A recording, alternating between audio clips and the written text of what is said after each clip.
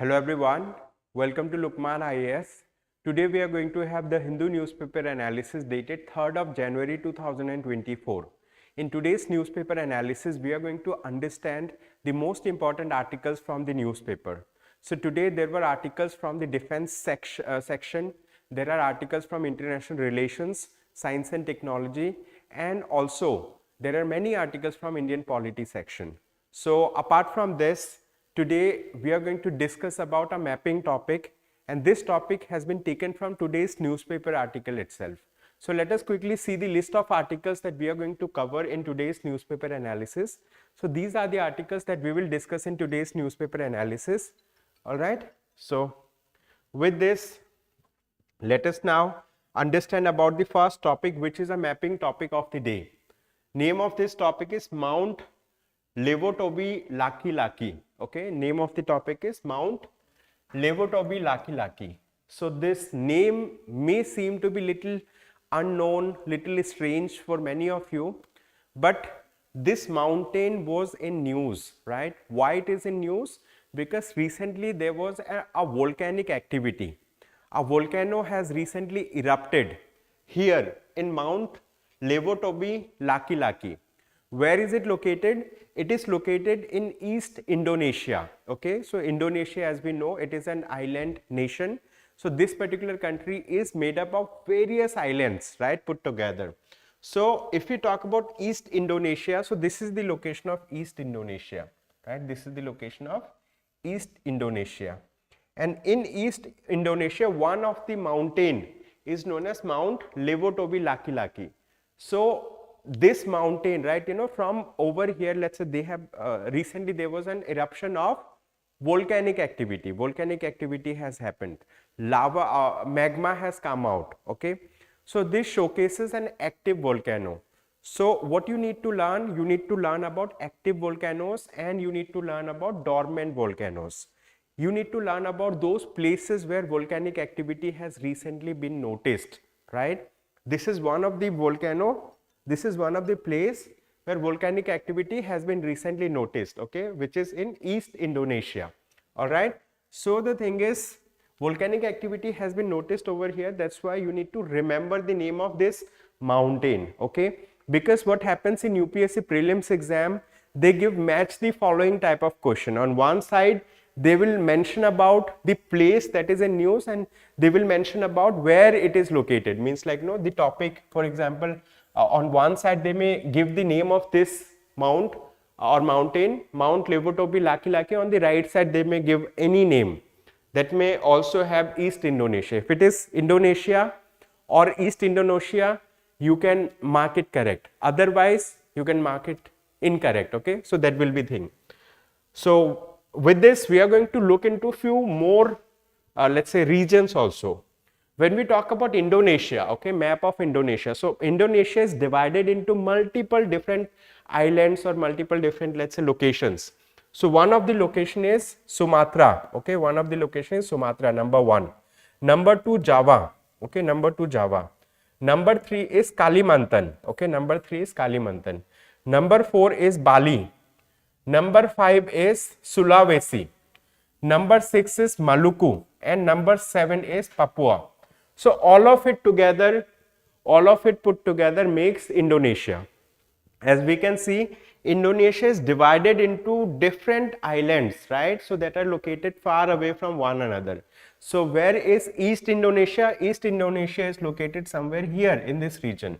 And we have seen that this Mount Levotobi Laki Laki, it is located in East Indonesia. So it is important for you that you remember the name of this particular location, okay? That's the thing. Apart from this, this is the real-time map or a complex map of Indonesia. It talks about all those places that are there in Indonesia, right? So seas, mountains, islands, their names are mentioned over here. In your free time, you can go through it, right? One of the island, let's say like, one of the island which is where this Mount Levotobi Laki Laki is located. So it is there in the east part of Indonesia. You need to locate precisely. You can use Google Earth to locate that one. Okay. So with this, let us now quickly move to the first topic of the day. What is the name of the topic? It says the global nuclear order is under strain. So let us quickly understand about this topic, right? Name of the topic is topic 1. This is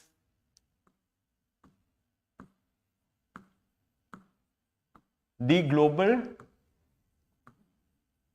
nuclear order is under strain. So in this article, basically we are going to understand about what do we mean by global nuclear order. We will also understand about some of the, let's say, treaties that are in place, right, related to nuclear non-proliferation. For example, one of the treaties, nuclear non-proliferation treaty. We will understand about the genesis of this treaty, how this treaty came into being. We will discuss about it, how many member countries are part of this treaty. We will discuss about that also. We will also understand about what is the purpose of nuclear non-proliferation treaty. Apart from this, we are going to discuss about the Cuban Missile Crisis. That will be one point of discussion. Then we are going to discuss about, let's say, some of the other nuclear arrangements that have been there between countries during the Cold War era, right? We are going to discuss about some of the nuclear tests that have been conducted, let's say, by different countries across the world, including India. We are going to discuss about name of those countries that are nuclear weapon states. We will discuss about some of the technologies that are considered to be dual use technologies. So this article is nicely written by the author. So we are going to discuss about it. So now let us discuss about what do we mean by global nuclear order. Okay, let us understand about the context, right? Let us understand about the context, and we will discuss about the global nuclear order. The global nuclear order. What is the meaning of this global nuclear order? When we talk about global nuclear order, right, we are trying to understand how nuclear weapon is distributed across the world. What can be the impact of usage of nuclear weapon, and how different countries are trying to maintain a proper order in usage or in, let's say, acquisition of nuclear weapons. Are there any forces in the world that are stopping other countries from acquiring nuclear weapon? Yes, there are forces. What are those forces? And how global nuclear order can be set, right? So these are going to be the point of discussion. So in this article they have talked about, right? In this article they have talked about what? The Cold War era. What? The Cold War era. So what was the Cold War era? Basically, Cold War era has started soon after World War II was fought between different countries.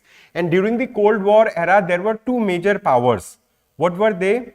One of the major power was the United States of America, and the second major power was USSR. Okay, second major power was USSR. So when did the Cold War era started? It started with, let's say, after World War II. It started in 1962, right? After Cuban Missile Crisis. Okay, Cuban Missile Crisis. What is this Cuban Missile Crisis? Basically, after World War II, during World War II, United States of America has used, let's say, atom bomb. It has dropped atom bomb on Japan, Hiroshima and Nagasaki. They were the places that were affected. So Hiroshima and Nagasaki has seen the destruction of nuclear weapons, right? What kind of destruction it can have. So the thing is, there was a race that emerged between the two major powers, the USA and USSR, for acquiring nuclear weapons. So they have started creating their own nuclear weapons, and there was a time, there was a situation where these two countries were on a phase of standstill. They were, let's say, on a confrontational mode with one another. In 1962, during Cuban Missile Crisis. So the thing is, Cuba, as we know, Cuba is just located to the south of the North America or the American continent. It is located over there. So nearby Cuba, the United States of America has stationed its own nuclear arsenals, nuclear weapon, and Russia was also there. Russia has also stationed its nuclear weapon. So the thing is, they were confronting with one another with nuclear weapons. Okay, so it was very much imminent that one of these countries or both of these countries are going to attack, right, using nuclear weapon. But the thing is, there was a back channel diplomacy. In back channel diplomacy, the, let's say, one of brother of John F. Kennedy, at that point of time the US president was John F. Kennedy. His brother has interacted with one of the person from USSR, right, one very influential person. I think like he was a diplomat, right. So he has interacted with the General Secretary Nikita Khrushchev, and they, let's say, like, they have diffused that particular tension, and they have led to a kind of peace talk between both these countries. Okay, so Cuban Missile Crisis was something that was, let's say, at that point of time it was very much imminent. It was thought that there will be a nuclear attack. Nuclear attack was about to happen. So if a nuclear attack happened, so it could, let's say, devastate these two major powers, and many other countries may be engulfed into a nuclear war. And it has been 75 years since the development of nuclear weapon that no further nuclear attack has happened in the world anywhere. So we have not seen any nuclear war. But the thing is, soon after this particular incident of Cuban Missile Crisis, these two countries have realized the strength, the, let's say, like, the importance of restraint, that, like, it is important for the nuclear weapon states to restrain themselves. Why? Because both these countries had the capacity of second strike. In the case, let's say, any of these countries like USA or USSR was attacked using a nuclear weapon, even after an attack on them, they had the capacity to retaliate using nuclear weapons that can have devastating impact on the opponent. So the thing is, they have understood about the deterrence posture that they need to have, and they have also understood about the importance of restraint, right, in pursuing nuclear war or in pursuing nuclear weapons. So the thing is, these two countries have slowly and gradually, let's say, like, United States of America and Russia, they have slowly and gradually come up with a kind of proposal for nuclear non-proliferation treaty. Okay, for nuclear what? Non-proliferation treaty. Nuclear non-proliferation treaty. So this is in short known as NPT, Nuclear Non-Proliferation Treaty. So this nuclear non-proliferation treaty was a kind of treaty in which if a country joins this nuclear non-proliferation treaty, it means this country will not, let's say, like, think of achieving nuclear weapons. If it already has nuclear weapons, it will not further increase the stockpile of nuclear weapons. This is the thing. So nuclear non-proliferation treaty was initially, let's say, like signed by few countries, but later on it has been signed by 191 countries. Okay, so now initially when it was open for signature, right, so only 60 countries have joined. So the thing is, the membership has increased from 60 to 191 members now. Okay, so this is the today or present context. Okay, so today or presently it has 191 adherents to nuclear non-proliferation treaty. It is important for us to understand that India is not a signatory to the nuclear non-proliferation treaty. This is important.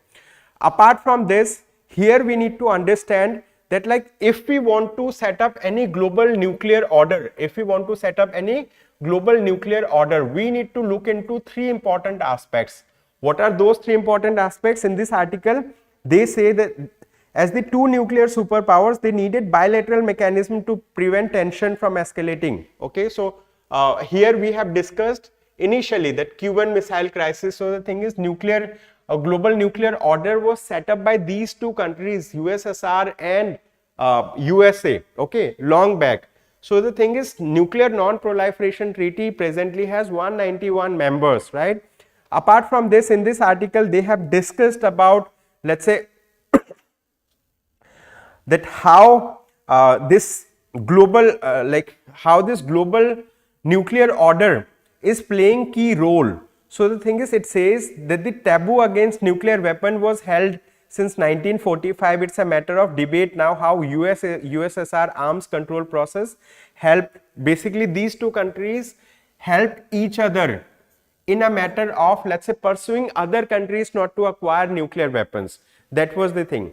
And presently, if we talk about which countries are nuclear states, which countries are nuclear states, to understand about this particular thing, we need to understand that United States of America, it is a nuclear state, and then Russia is presently a nuclear state. Russia came out of USSR, and many other countries also came out of USSR, but those countries that were earlier part of USSR, they have been denuclearized by Russia. And apart from this, France is a nuclear power, then United Kingdom is a nuclear power, right? China is a nuclear power, okay? China is also a nuclear power. Apart from this, there are few other countries, okay? Few other countries that are nuclear power, and they are India, Israel, North Korea and Pakistan, okay? Apart from this, few other countries have also gone nuclear.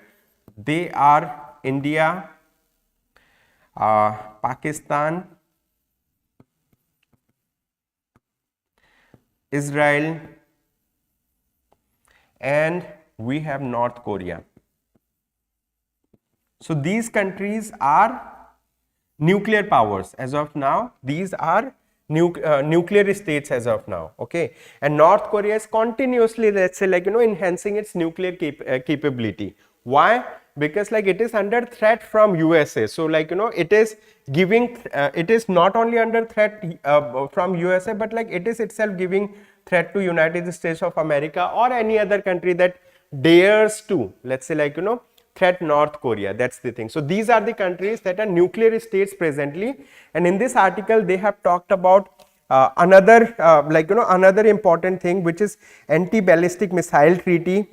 So after this, what has happened? The United States of America, USA, has withdrawn itself from many treaties that that it was earlier part of.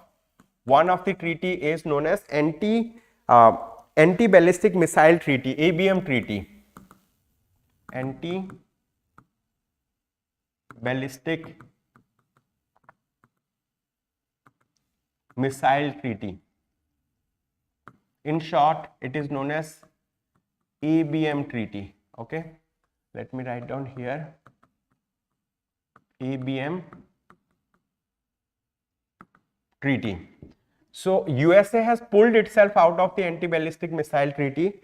Apart from this, USA has also put itself outside, okay, outside the intermediate range nuclear forces treaty. Intermediate range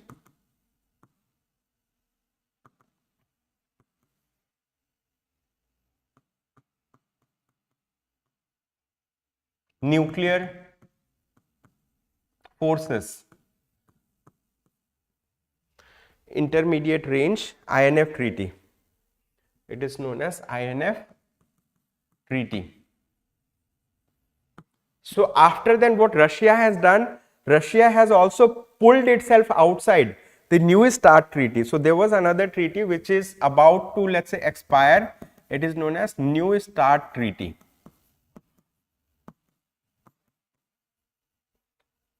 And this New START treaty is about to expire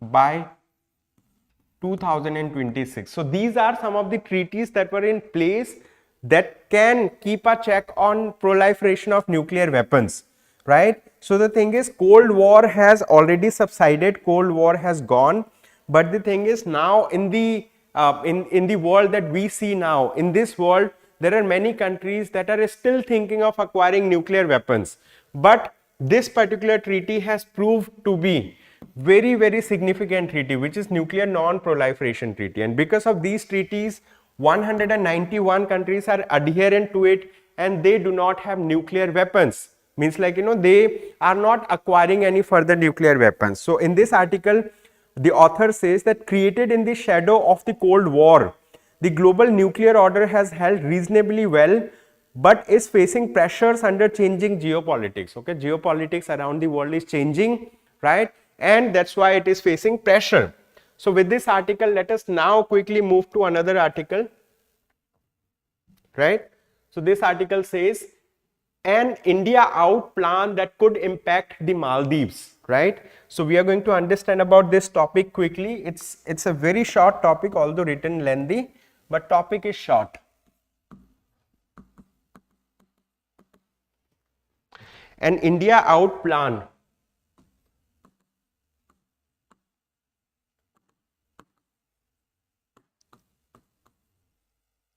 An India out plan that could impact the Maldives.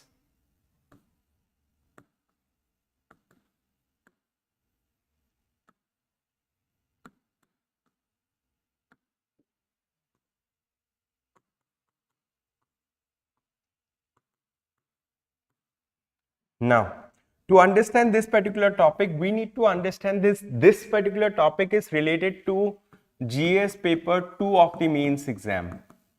And this is important under international relations. And under that also India and its neighborhood relations, right? Under that it is important under India and its neighborhood relations. To understand about this topic, let me quickly draw the map of India.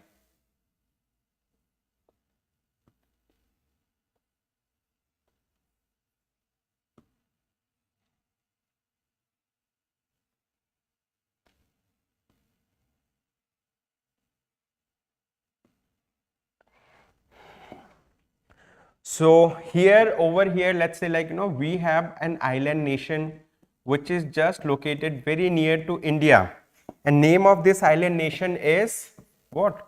It is Maldives. Maldives is a sovereign country, and here we have India. So the thing is, in Maldives recently there was a presidential election, and in that presidential election, let's say the person who was there were many persons who were contesting. One of the person who has actually won, he has adopted, right, the Maldives president. The Maldives president has adopted, right, adopted an anti-India policy, an anti-India policy, or we can say it is to be a pro-China policy. What they have done, they have adopted a pro-China policy. And what he has said, basically during his election campaign, he has promised the voters that we are going to send back all troops of India, right, to India. So the thing is, after he won the election, he has formally asked the government of India to take back the troops from Maldives. And not only this, the Maldives did not participate, okay, they did not participate. Where? They did not participate in Colombo Security Conclave. This is known as Colombo Security Conclave. So in Colombo Security Conclave, basically India, Sri Lanka, Mauritius, Maldives, they are members of it, but Maldives did not participate in it. And also, apart from this, India does have, right, if we talk about another important issue, it is related to this, that India has a very strong, right, hydrographic, let's say, research capability. Okay, India has a very strong hydrographic research capability.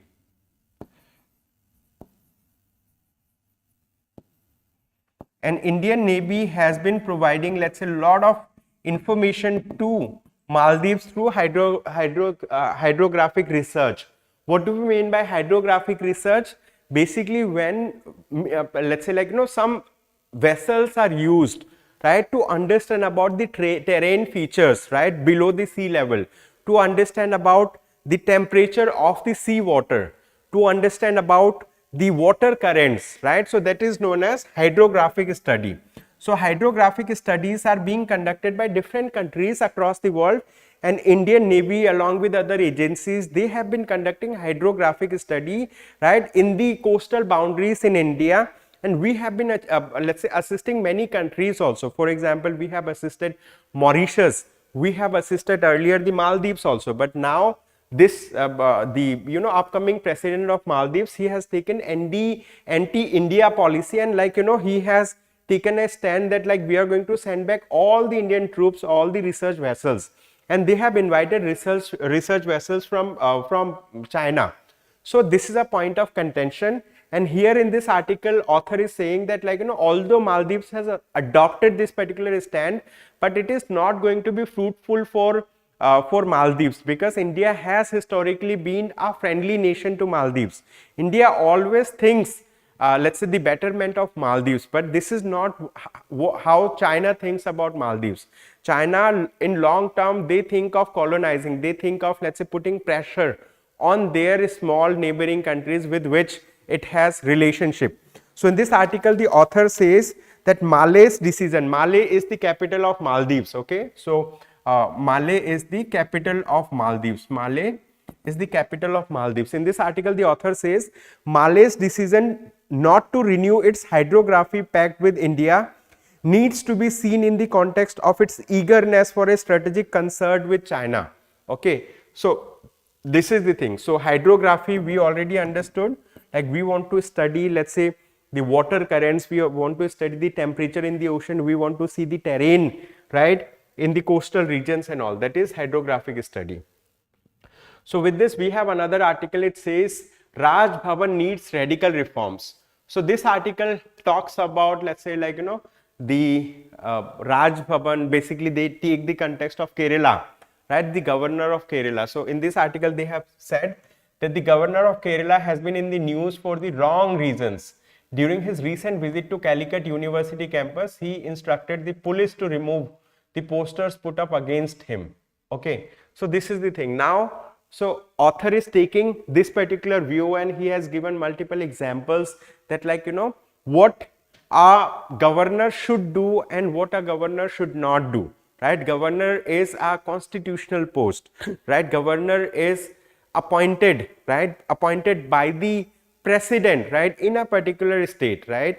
So the thing is like he should look into the constitutional matter, he should not involve himself into any day-to-day politics. So in this article the author says it is time to think about behavior of governors in opposition ruled state and to understand the legal consequences of such aberrations, okay. So author has given many case laws also. So what has happened in one of the case, the Supreme Court in Kaushal Kishore versus state of Uttar Pradesh in 2023, the Supreme Court has said that the court said that the freedom of expression of public functionaries could not be curtailed other than the way of the reasonable restrictions as permitted by Article 19 clause 2 of the Constitution of India, okay. So in this article author has given many examples, but what is important for us to understand is the role of the governor. Governor is a let's say like very high level post, and they should maintain the sanctity of the post that they have. But there are many states in India that are ruled by opposition parties, that are not ruled by the let's say party which is in the center. So in those states governors are showing a kind of trend that has not been seen in the past, right. So author says that it is time to think about the behavior of the governors in the opposition ruled states, right. Now we have another article. In this article basically they have talked about faulty compulsion, okay. Issues with Aadhaar seeding are a headache for MG Narek's beneficiaries, okay. So we are going to discuss about this. This is topic number 3. Topic 3, faulty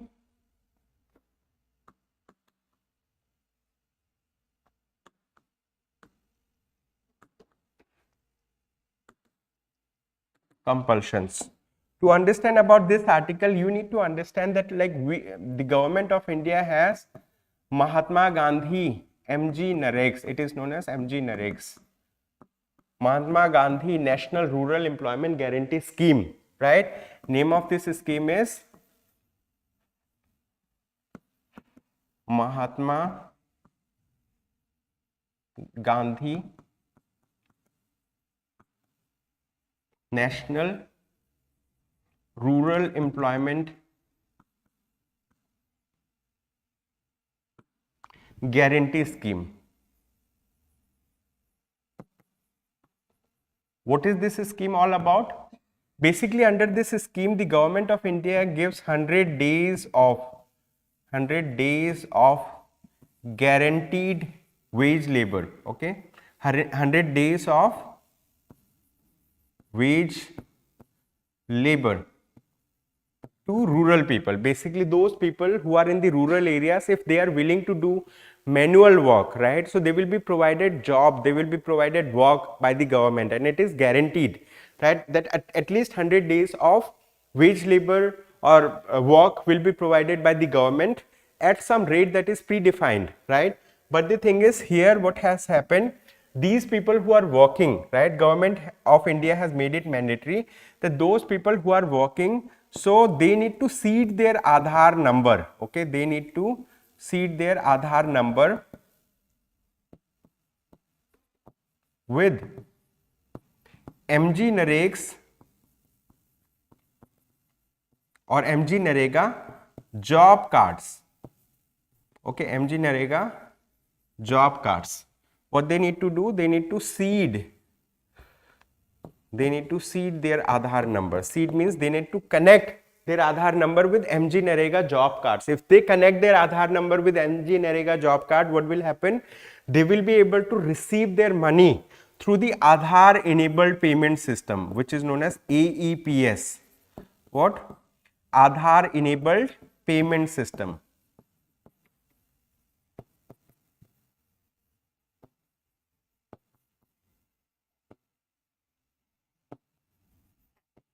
Now, why Aadhaar enabled payment system? Because a person who has his Aadhaar card, he will be able to withdraw his money by just like, let's say, putting his finger over there in the machine, and then like he will be able to authenticate himself, he will be able to withdraw money for the work that he has done. Basically, he will be able to get wage through this system.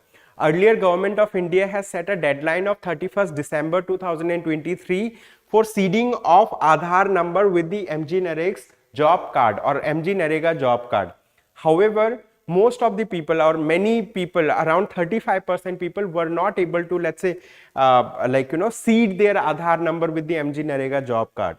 So the thing is, what has happened there, this thing has now, I mean, government has now made it mandatory to do it, but those people who failed, they are now facing problem, like how to get their Aadhaar number seeded. So in this article, the author says this is just a faulty compulsion that the government of India has put, right, on these people. So it says issues with Aadhaar seeding are a headache for MG Narega's beneficiaries. Okay, so this is the thing. So Aadhaar enabled payment system is creating problem for these workers.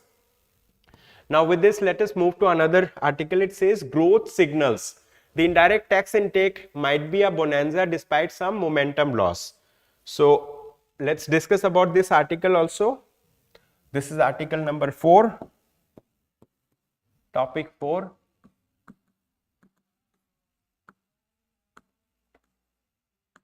Growth signal. So why this article is important? This article is important under GS paper 3. It's important under Indian economy section. Let's discuss about the important highlights from this article. Basically, in this article, they have talked about GST. GST means goods and services tax. Okay, GST means goods and services tax. So goods and services tax, it's a kind of indirect tax, right? It's an indirect tax, and this is an umbrella indirect tax. It clubs various types of indirect tax under it, and this GST, it has been implemented by the government initially through GST Act of 2017. Okay, through GST Act of 2017. So it was initially envisaged that if government of India, let's say enacts this particular act, they will be able to let's say receive more money from the from different type of indirect taxation sources.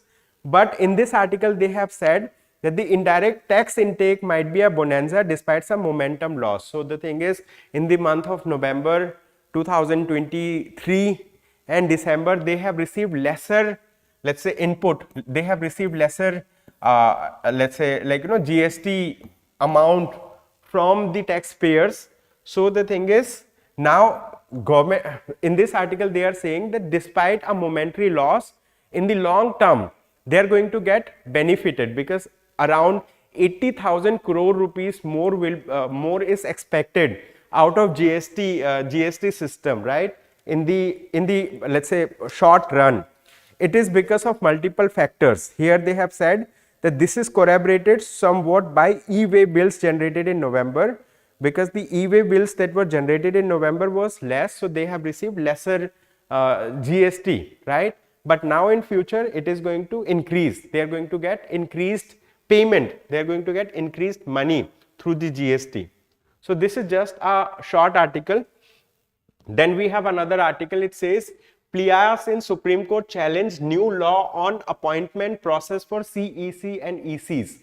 So this article is related to Chief Election Commissioners and Election Commissioners. Recently what has happened? Basically the government of India has passed the election commissioners, and they have passed an act which is that particular act is known as the Chief Election Commissioner and Other Election Commissioners Appointment, Condition of Service and Term of Office Act 2023. And according to this act, there will be a committee, right, of persons who are going to appoint the Chief Election Commissioner and other election commissioners. In India, we have a Chief Election Commissioner and we have two other election commissioners, right, in the Election Commission of India. And how they will be appointed? They will be appointed by a committee that consists of the Prime Minister of India, the Leader of Opposition, and according to this act, there will be a third member also who will be a cabinet minister. But this is what is being criticized, because they say the Prime Minister comes from the same party and the cabinet minister, right, will come from the same party. So effectively the ruling party will have the majority in appointment of the person, and if the Chief Election Commissioner or other election commissioners come out to be yes man type of person, so in that case, let's say it will hamper the democracy in the country. So people have approached the Supreme Court of India to challenge the, let's say some of the portions of this particular act, because earlier the Supreme Court of India has said categorically that by the time that the central government creates a law in this behalf, the appointing committee will have the Prime Minister of India, the Chief Justice of India and the Leader of Opposition in the Parliament. Okay, so this is what has been said by the Supreme Court of India earlier. So this is the thing. In this article, basically they have mentioned this itself.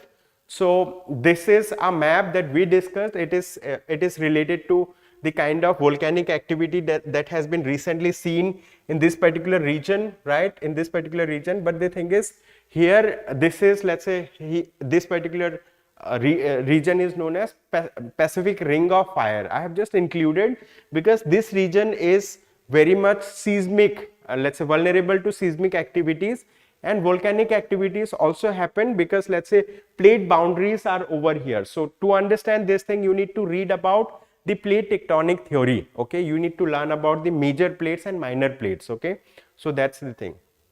So this is the article on which we have discussed the mapping topic. So it says thousands evacuated following volcano eruption in Indonesia.